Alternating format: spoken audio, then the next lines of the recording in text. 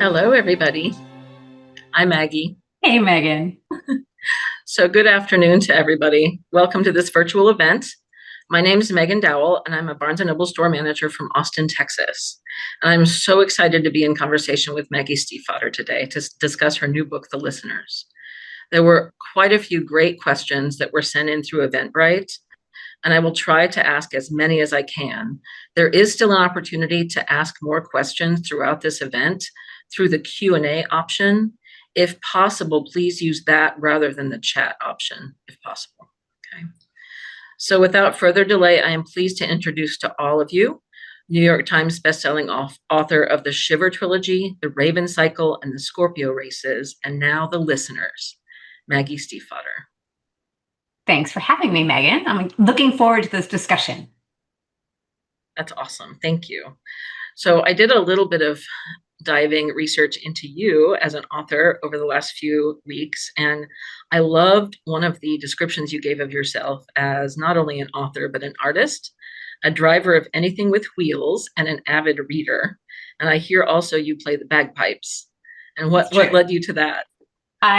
Do you know what? My father had bought a set of bagpipes and an entire set of lessons. He was an emergency room doctor and he got a different set of shifts so he couldn't do them. He looked at all of us, there were five of us, and he asked siblings and he said, well, I already have the bagpipes and the lessons are already paid for. So one of you guys is going to have to do it. And I don't think it's that I stepped forward. I think everyone else stepped back really quickly. And so that's me. That's awesome. That's awesome. I've also seen some of the really creative ways you sign your books at events. And I think there were some posts over the weekend after the Glen Allen opening of some books that were signed by you. How do you decide when you do that? And does it just come from somewhere deep down? I think deep down, every single author is also a reader. So I'm always trying to imagine what would be fun for me to find from my favorite author left behind. And there is some fun in finding a signed copy, obviously, especially if you didn't expect it to be signed.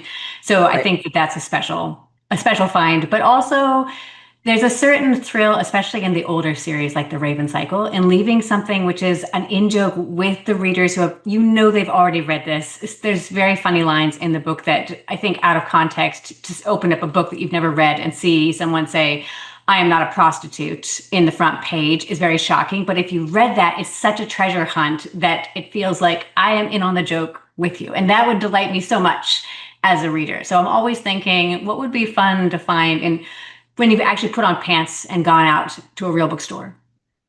Hmm. Absolutely. That's awesome. Do you read the same genres of books you write, or do you mix it up when you read stuff?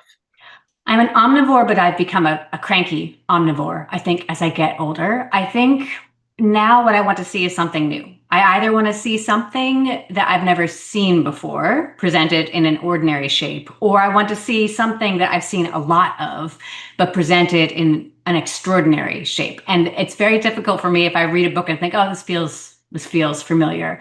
And I've thought a lot about this. I'm trying to decide if I've become a terrible person in my middle age. I think it's because television does a really splendid job of just familiar stories that requires so much less of me. By the time I sit down, I really want it to be doing something that makes words worthwhile. But if it does make words worthwhile, I'll read any genre. Okay. Yep, absolutely. And you wrote recently that The Listeners is in the genre you call wonder. Can you tell us a little bit about wonder and how you've kind of created that genre through your books? Yeah, of course. So the entire thing started because I was meeting up with my longtime audiobook narrator, Will Patton. He reads my books, he reads Stephen King's books, he reads Charles Bukowski. I don't like thinking too much about the Venn diagram that includes all of us, but there you have it. He does a tremendous job with my books. And I met him at the end of the series, and he told me he was having quite a book hangover, having read, I mean, a million of my words into the microphone. And he was talking about the similarities and differences between my work and Stephen King's. He said that both of us looked at the world in a slightly off kilter way, but when King included something that's other in the world, it often pushed people to look at their shadow selves, to make them into worse versions of themselves. And then they confronted that.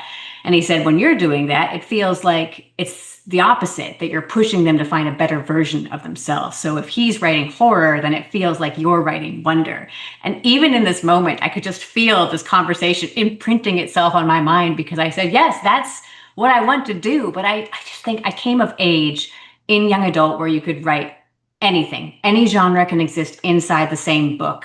And that was very appealing. But I also came of age reading these wonderful award-winning and children's books, fantasies of Narnia, A Wrinkle in Time, which also combined genres, but had that sense of wonder around the corner, that magic was pushing you to be a better version of yourself, and that it existed alongside searing truths as well. I mean, if you reread Chronicles of Narnia, the war is not turned away from, in that it's required for it to feel wondrous. And when I decided to move into adult, I thought, it feels like this shape is missing in adult. This idea that magic still persists once you become a taxpayer. And instead, we have all of these stories that once you reach the age of majority, that magic gets put away, that it's a fanciful thing, instead of something to be curated and looked out for.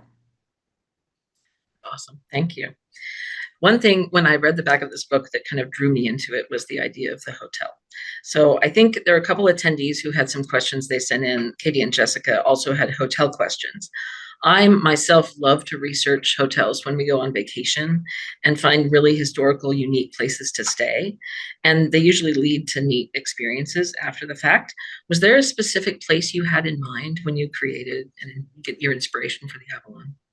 I should say right off the bat, I should admit that I'm a terrible hotel goer, even though I have been in hundreds of hotels. At one point, I was on tour one day out of every three, so that's a lot of hotels. But I'm not really built for comfort. I'm more interested in curiosity. So I'm more likely to get an Airbnb. And this was back in the old days when Airbnb wasn't something painted in likable gray with a beautiful calligraphy on the wall. But instead, I remember coming of age when Airbnb involved a guy who was Airbnb-ing the trunk of his BMW, and you had to use his bathroom inside his house. Like, does anyone else remember? Classic Airbnb. And I remember my husband came with me on tour one day and one week, which he never got to do. And I had gotten an Airbnb that was a shed in someone's backyard in LA. It was entirely made out of repurposed windows. There were no walls, and it was 2 feet away from the back porch where they were watching you. And I remember he was standing here trying to decide how he was taking off his clothing, and he turned his back to the house because they were sitting on the porch. And he just became face to face with a possum that was sitting on the fence. And he just climbed into the bed with all of his clothing on, put the blanket up and said, "Good night." And I feel like he's a proper hotel goer. He appreciates fine sheets. Like, that's what it is. But that said, I did stay in a hotel called the Gore in London, that every single room was different when I was staying there. When I was staying there, everyone there seemed to be a magnificent capital letter profession. I was the capital letter A author, but there was also a physician and a proper explorer, which seems like a very grand title to have. And it just felt like every single conversation that we had there were these big, turned up to 11 conversations about our jobs. And I remember thinking, that was a long time ago. I remember thinking it would be spectacular to have a book so constrained like this, to be inside a hotel with these conversations that are just metaphors for the conversations we have outside of the walls. That's awesome. So was there anything odd or unexpected that you learned when you were researching for the hotel, the aspect of the hotel? I started out I was a history major, so I'm quite comfortable with old dusty sources. And I had a great time reading things like every single issue of the Hotel Monthly that came out between 1939 and 1942. So I had a great time with that. Less fun with the boxes of the FBI files that were associated with these actual hotel detentions, because they were extremely dry. But the most interesting part was I was trying to get inside the head of, what does a hotel manager do all day long? And I patched the holes in my research with interviews with modern day luxury hoteliers. And I was lucky enough to get connections to talk to people who were just spectacular hoteliers. There was a fellow who managed properties all over the world for his entire life, including a property in Switzerland that went for $54,000 a night. And just hearing about the kinds of things that they were willing to do to not dote upon their their guests, but rather to know them as people, that was the most important part of luxury. That was the most shocking part about all of this was you can research the trappings of a luxury hotel. You can read the menus and you can read the list of services, but you don't know why people bother leaving their own wealth to come to these hotels because, of course, the hotels that were involved in these were not just luxury hotels. They were exemplars of luxury. It was where presidents stayed. So why would they go and do the terrible journeys in this day and age? And it was because they were known. It was like being a child again. Yeah. Yeah. So that would lead me kind of into this whole guest in room 411. So the guest in room 411 was intriguing to me. And there were so many good characters, but can you tell us anything more about her? So 411 is a guest in the hotel. She is the longest, according to June, the manager, the longest staying guest. And no one refers to her by her name. They only refer to her by her number, 411, which is how she likes it. And she is, in her past, a designer of some note. And possibly there's some whispered connection between her and the family as well. The entire story, as I was writing, it turned out to be about really two things. On the one side, I wanted to talk about the horror and wonder of the power of the collective. What we can do when there's a whole lot of us, if we can do something magnificent or something awful. And it seems to me, if you're looking at a luxury hotel during World War II, you're really talking about something that cannot be done with just one person.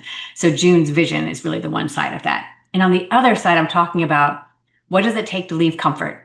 And June is a woman who has come from nothing and become the manager of this hotel. And now all of her identity is wrapped up inside this hotel. And she could stay there for the rest of her life. And 411 is a woman who has made that decision to stay there. She has everything she wants and nothing that she doesn't want. So I really wanted to put two women on a sort of parallel path and see, just if you give them a nudge, can I make one of them decide that they need to leave? And she's based on someone that I actually knew, a next door neighbor who was a famous designer. And she had a very fascinating and tragic life story. And I really wanted to honor her in a way that showed just why she was so dynamic, despite the fact that she had shrunk her world down so small. Okay.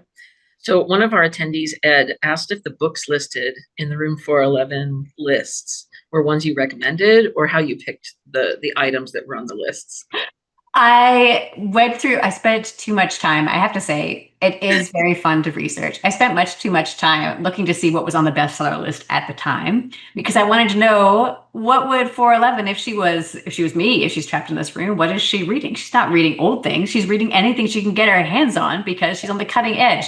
So some of them are quality titles. Some of them, I really don't think you guys should be looking for them on A-Books. I just don't think that they're going to hold up, but they're all real. That's awesome. Okay. So, and we touched a little bit on this earlier, but magical elements obviously run throughout your writings. And lots of the pre-questions have to do with the water. So we had several people, I'm going to name a few of them, Sue, Catherine, Katie, Margaret, and Nicole, all asked about the Sweetwater. First, were there any legends that inspired the idea of Sweetwater? So Sweetwater isn't a word that I came up with. Sweetwater exists. You can head down through, Tennessee, all through the South as well, and you're going to find places named Sweetwater because that's the name of the mineral water is Sweetwater. And it's just as June says, it's not named for the taste or the smell, which is legitimately awful, but instead by what it's supposed to do to the body, which is supposed to be healing in all kinds of ways. So there were legends about that. But I also was interested in the very mundane legends. I read a collection of 19th century letters about the springs, and it was a travelogue, essentially. A fellow who had traveled down from DC and then just headed south and then west through Charlottesville and into the mountains, cataloging these springs. And it was a very wild time then. It was extremely unpaved. And at one point, he was talking about a set of springs in West Virginia where the hot and the cold broke through the surface so close to each other that you could put your fingers in each of them if you lay down between them. But he said you wouldn't lay down between them because between them was beautiful moss and it was covered with beautiful snails. And I thought, part of me wanted so desperately to go in search of this magical spring. And then part of me thought, but it would ruin it just for me to be there. And that feels like the real magic that I wanted to impart with that Sweetwater, that on the one hand, we do want it and need it, but it does cost the Sweetwater something to be wanted and needed. And I think that this is how I feel about, well, I don't think, I know this is how I feel about the inclusion of magic in any of my books, which is that I want it to be at that level of myth where it's taking the story and amplifying it. So if we're talking about the story of people who are trying to decide what their role is inside the collective, is it costing them something to be part of that collective? The answer is yes. And then the question is it worth it, what the collective is doing? So the Sweetwater is continuing to amplify that story back and forth with the way that magic works. Okay. All right. So did the magic come to you first, or the characters when you were thinking about the book, when you were in, when it was in the inception phase? June came first, definitely Okay. June. This idea of I wanted to know who could control a hotel. And that was the other thing that was fascinating from talking to these hoteliers. I remember I was talking to one of them, Bill Quain. He ended up he was a hotelier for a long time, ended up as a professor at the Cornell School of Hospitality. And as I was talking with him, I remember saying, hold on, Bill, you and we do the same thing, don't we? And he said, do you mean we are both magicians? And I said, yes, Bill. It's true that you and we're both curating other people's emotional experiences. And he said, yes, you're done. You're a hotelier. And I said, and you're a novelist. I was just so amazed to see that all hoteliers are doing in a big external way what I think I'm doing on the pages of a book, where the most important thing to me is that I want to make sure that I've affected a change in the reader's feelings by the time they get to the end. That's even more important than any twists and turns. I want the book to have gotten inside them and they just feel different when it's done. And so for someone to be able to do that on an external stage using 300 people to do it, June had to come first. And then this idea of how can I write magic that will help us see how our progress is doing? So if you have Sweetwater, that is a mirror, and previous readers will know that I do love some mirror magic. But if she's looking at magic that is in danger of turning, if it gives you what you give to it, so if you give it good, it gives it back just in a very faint way. We can tell if June is doing a good job keeping a handle on this toxic situation in the hotel because we can stick our finger in the water and see if it's gone bad. So June is an incredibly strong character. Do you see any of yourself in her? I I think it's a deadly sin to accidentally write yourself into a novel. I think it's very bad behavior. I think truth is an interesting thing to write into a novel, though. And it's impossible not to say that June was influenced by a huge project that I undertook just after COVID. In 2021, as soon as things began to open up even slightly, I locked several dozen writers into a Scottish castle during the month of June, and we just took apart all of their creative projects and everything which was standing between them and their best, truest creative selves and rebuilt them in that space. And it was more than just trying to get to finish a project. It was about making them leave with connections they would have forever and being changed as people. A tall order, which requires balancing so much of that external experience that they are doing. Did this for 3 years with hundreds of writers. I'm very proud of them. Many of them have gotten published, but even more than that, many of them just continue to fly around the world to each other or have found lasting relationships that way. Impossible not to think that that was a huge part of the Avalon. This idea of understanding that the Avalon was a place where people could come and in that liminal space be allowed to change. Yeah. All right, so one more character question. So my youngest daughter is slightly autistic. So the character of Hannelore was very emotional for me because of what some neurodivergent people face during that time period, especially in Germany. What inspired you to create her character? And do you see her in a future novel, or do you see a future for her somewhere? So I love Hannelore, partially because when I was a child, I was her. It took me a very long time to speak. I was a huge tantrumer. I didn't make eye contact.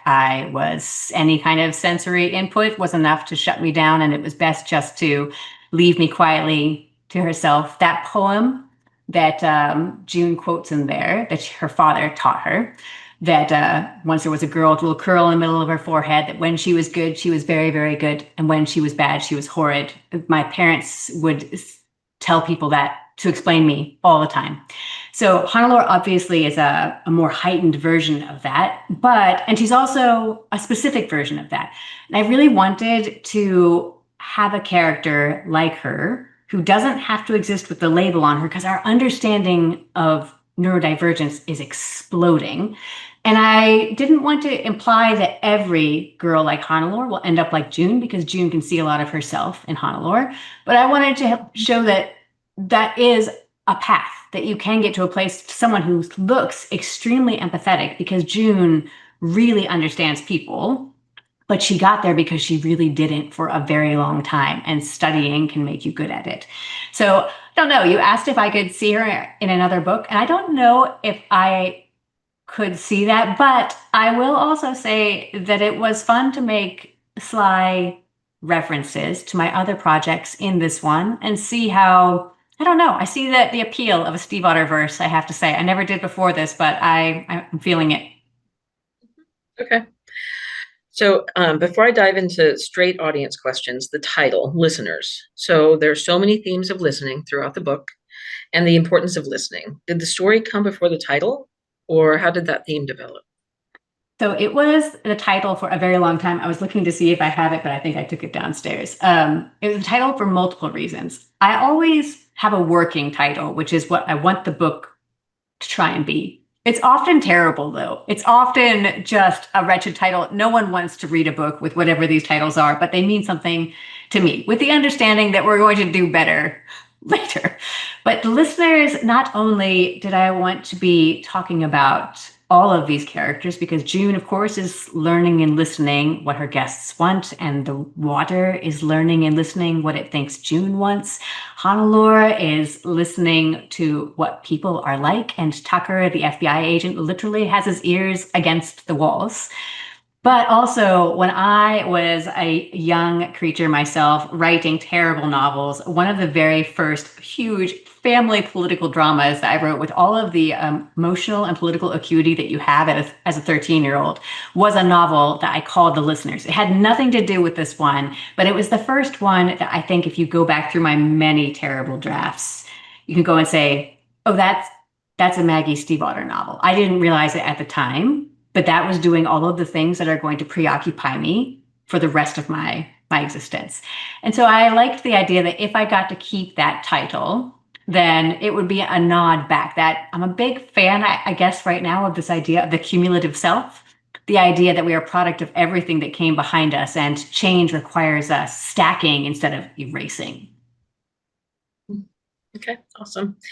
So going into audience questions, quite a few of them revolved around the transition from your writing from YA to adult, why you decided to do it, and so many other things. I have to admit that my oldest daughter has read all of your YA books, but I haven't. So this was a treat for me to dive into the listeners. And after reading all these questions and feeling the enthusiasm from these fans, I feel like I need to go back and read the YA books now. So I think that's next on my list. So Jennifer asks if the Avalon is in the same fictional universe as in the Raven Cycle. It is. It's definitely in the same world as the Scorpio races. I'm going to allow myself to pause on the Raven Cycle question, only because technically it could be, but I didn't directly reference it. But the Scorpio races is definitely referenced in the listeners. Okay. And Callie asks what the most challenging thing you encountered when shifting from writing YA to adult fiction was. Gosh, how to use time on a page. So one of the things that I really wanted to do when I made this shift is, for starters, people ask me why I wanted to do it. So a lot of my young adult peers were moving into adult, but they were moving into genres that have more DNA in common with young adult. Young adult has a very natural flow through to all of the genres, to mystery and thriller and fantasy. It's a very immediate genre. The storytelling is very much that you sit on the character's shoulders and then you move forward through action. And it's a coming of age story. So you're looking forward. Any level of retrospect in YA, immediately a reader detects that and says, this doesn't feel very YA because it's just you're in it with the characters. It's the reason why it's so easy to adapt to television. But that wasn't what I wanted to swap into. I wanted to swap into the genres I was reading, which was general adult fiction, which has very different rules. It's not an immediate storytelling format at all. It's, I would say, has more to do with a thought exercise even than storytelling exercise. Still want to be very story forward, but that idea of using immediate forward action as a way to talk about 700 other things was very appealing to me. That said, learning how that looked on a page to page basis was shockingly difficult. I had no practice in it whatsoever. And I thought I had become pretty good. And I thought I was a pretty sophisticated young adult author, to tell you the truth. I thought, okay, easy. I'm going to just do some study. I read the top 100 selling books across adult categories to try and see. It took me a year, try and see where I wanted to exist inside there. And the more I understood where I wanted to be, the further away those pages felt to me. We're just on a skipping a week, skipping a month, going back and forward through time, being able to use that retrospect to have that sense of distance. I had no practice whatsoever. So that was definitely the most difficult. And although I am very proud of the listeners, it's fun now to be coming off of doing this book club meeting right after closing my current adult manuscript and thinking, oh, now I feel like I have some facility with this. So I get to play a little bit more because I don't feel so out of my depth all the time. Okay, awesome. So Kirsten asked if there was a Scorpion Races reference on page 202 with the mention of the carvings on the stables. There is, though he got the ocean wrong, but that's because you can't believe anything Pennybacker says. But it is true. So the Scorpio Races is, I think, no, I know my favorite of my novels that I wrote. I remember when I finished writing the Scorpio Races, I closed it and I said, it's going to be 10 years before I write a book that I love as well as this one. Not that I'm not enormously proud of the Raven Cycle. And I do think that the Raven Cycle, from a craft perspective, is a leg up in every single way. But the Scorpio Races had so much of me in it. And I just instinctively knew that I was going to have to live 10 more years to have that much more me to put into a project. And I will point out, it's been 10 and a half years now. So that's awesome. Okay.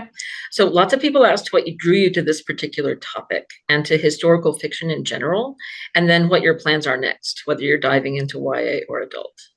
So I actually felt like a lot in history, I think. I was thinking about this while I was writing my blog post for last week, and I was thinking, oh, but I've actually, the Scorpio Races is historical. All the Crooked Saints is historical. I even, Disney tapped me to write the sequel for Brave, and that was set right in my time period that I studied in college, so also historical. So for me, history feels quite accessible. That said, even though I think I'm going to continue to write in historical moments for a long time, I'm not sure that it will always feel like historical fiction. To me, I think historical fiction is a true genre where, like fantasy, we're supposed to feel in fantasy the joy of the difference between our world. We want to see the magic and we want to be reminded that we're in a different place. And I think historical fiction is the same way. The fun is that history is reminding you that you're in a different place. You're confronted again and again. And I don't think that's my goal with it necessarily. I want it to be, obviously, I did so much research and I want it to be authentic, but I think I want to close that distance and instead remind us of how similar we are to those moments are instead. Yeah, so does that answer the question? There was other parts of the question as well. Well, what you're planning on doing next? So what your next project was? I'm working on an adult novel now, which is, I have to say, it's a lovely fusion that I feel like I couldn't do in young adults. Previous readers will know that I love the shapes between characters. I love groups of characters. And when I was writing this one, I knew that I had to be confined in those relationships because they were all meeting each other for the first time. And I felt like I was writing a Stiefvater book with a hand behind my back. And so I promised myself that my next one would lean into my strengths. And so this one follows a friend group over 12 years, which feels like such a nice synthesis between something that I love to do in young adult, but couldn't do in young adult because you can't have that sense of what does this group continue to mean over that period of time. Awesome. So we'll shift to character questions now. So Grace asked if there was a character that, as you were writing, felt as though they were tethered to characters in any of your other books. I really love this question because it touches upon my paranoia. I live in fear of accidentally repeating myself. I don't mind doing sunflowers or water lilies where I'm doing iterations because I'm exploring a concept or a character pairing again and again. But there's something awful about having a favorite author and then realizing when you're 30 titles in that you've read this book before, right? Where you feel, oh, this is just the same kind of characters that they always do. This is the same plot twist they always do. So when I'm exploring things like that, I'm always thinking, am I doing this on purpose and looking at it in a more sophisticated way? Do I have other things to say about it? Or am I just sliding into shapes that I like?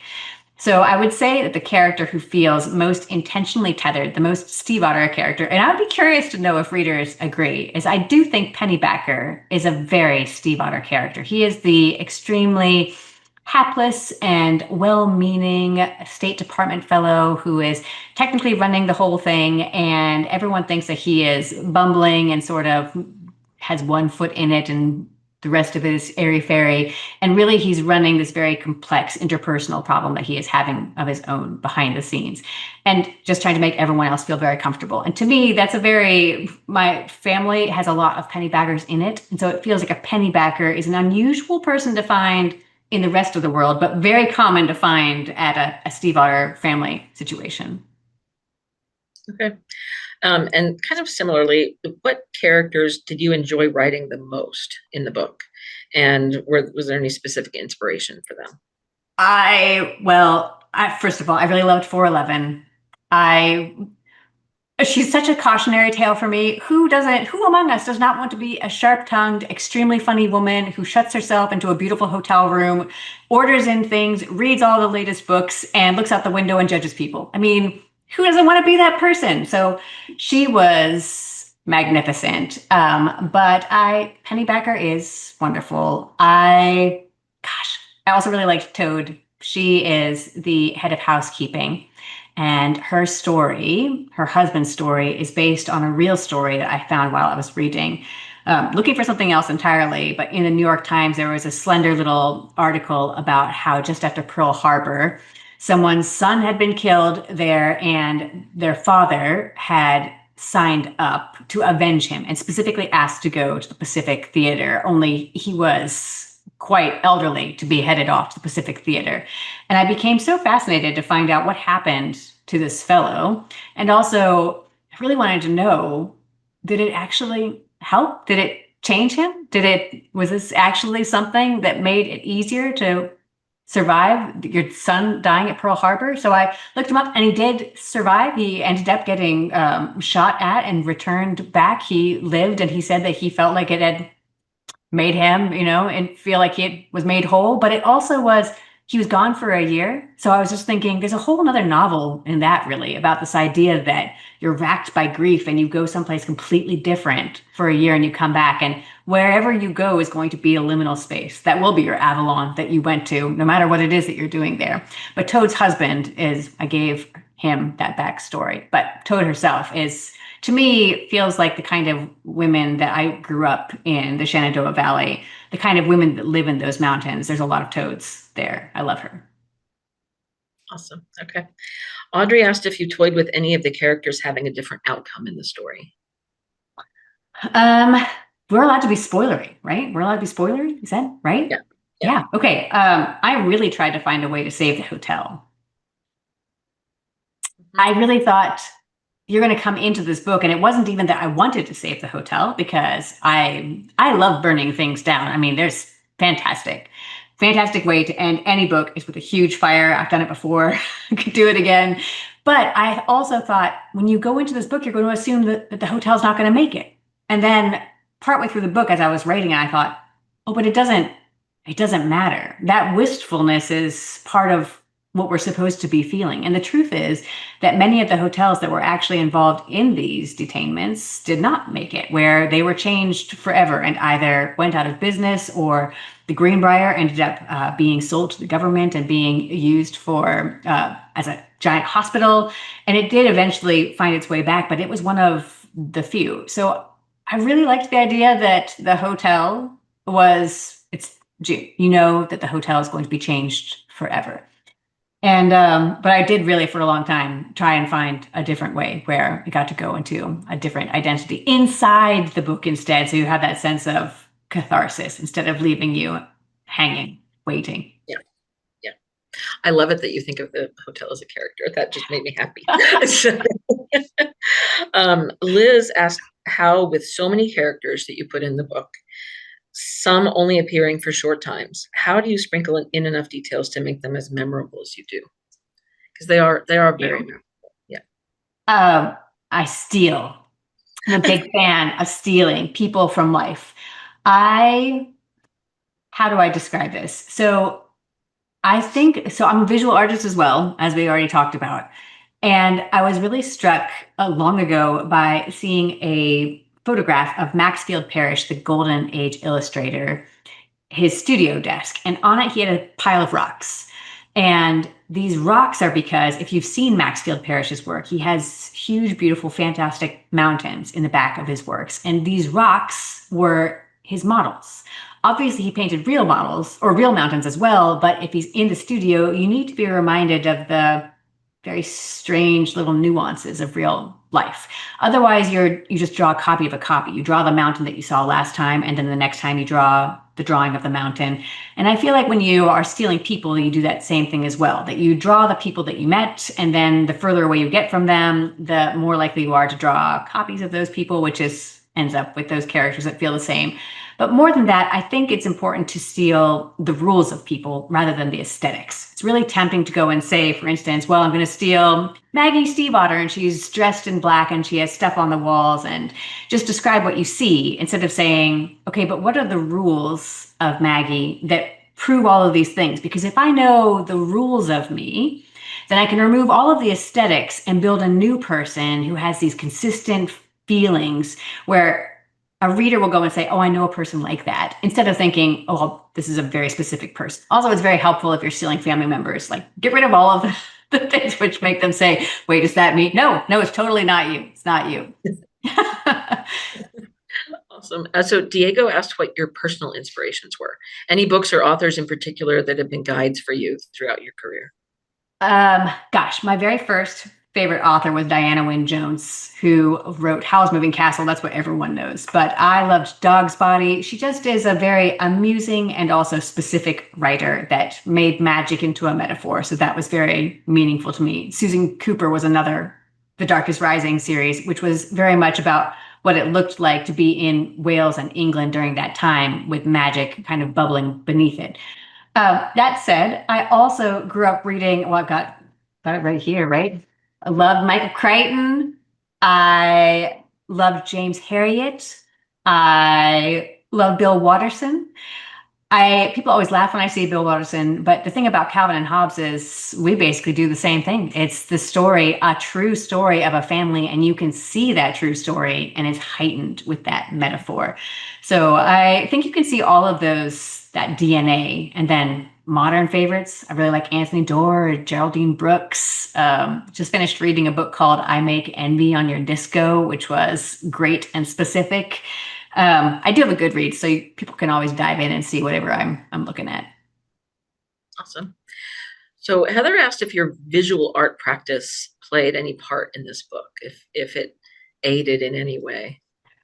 I would say the biggest role that it took is that when I was done writing the book, my publisher asked me, what would you like to do online to prepare for this book? And I said, I would like to draw a dachshund every single day. And they stared at me. There are dachshunds in the book, which you know.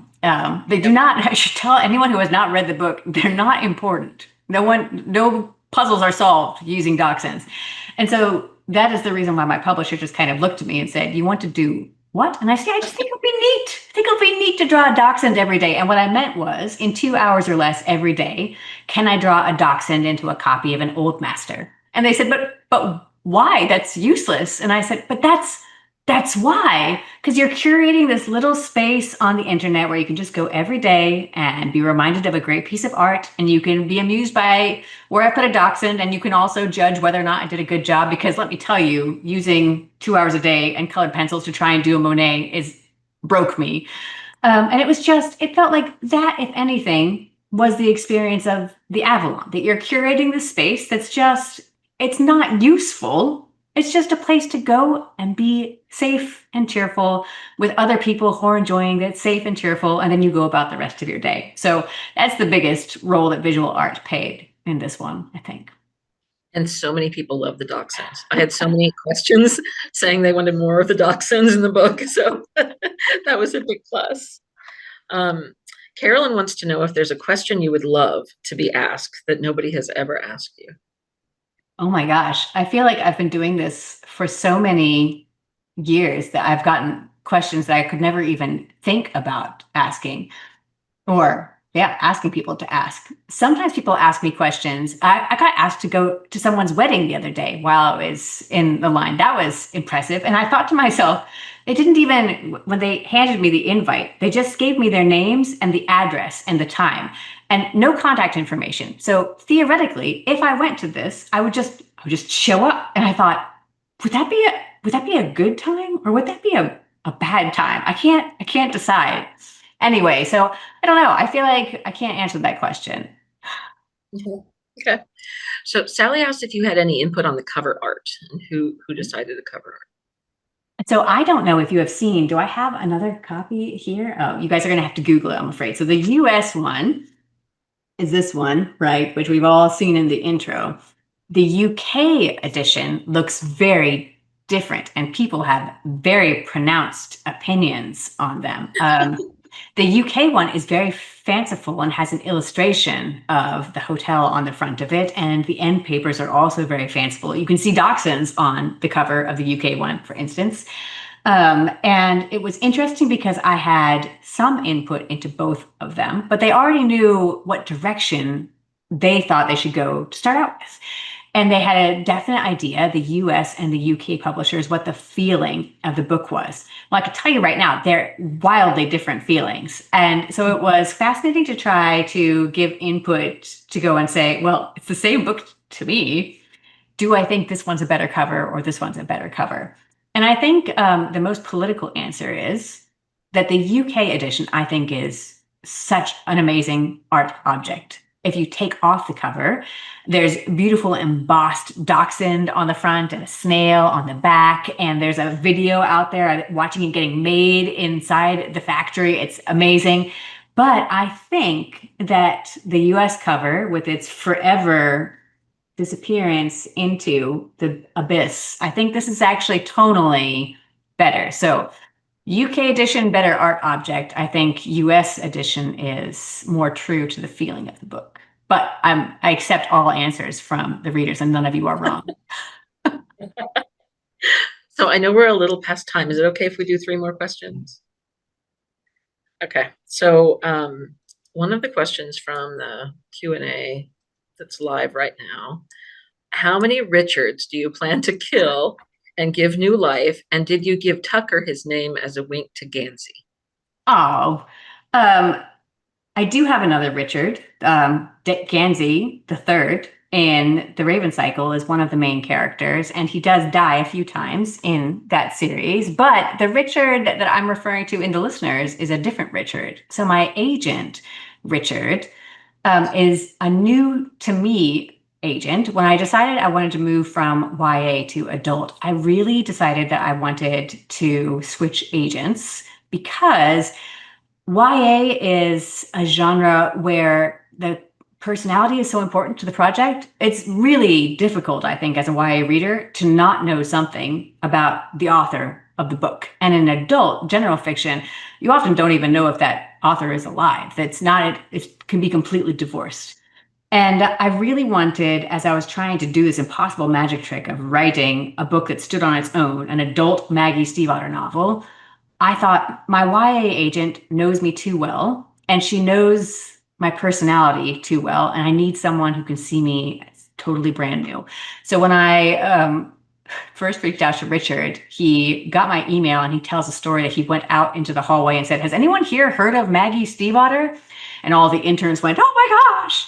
But he had no idea who I was. And so I really appreciate that. Also, he's a wonderfully slow speaking ent of a human. Nothing is an emergency with Richard.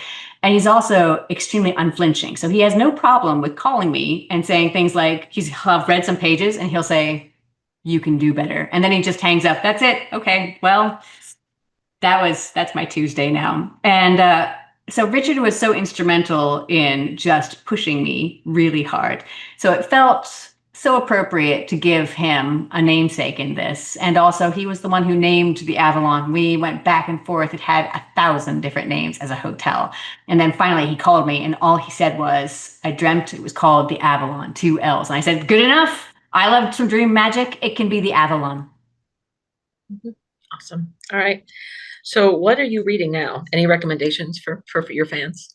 I just finished reading Is a River Alive by Rob McFarlane. It is a nonfiction, but I think that if you like reading The Raven Cycle, it's the nonfiction for you. Rob McFarlane writes about the natural world already in an intensely spiritual and just, I love the way he writes about the natural world, but he also writes about science in a way that makes it just feel, I mean, it's that genre of wonder.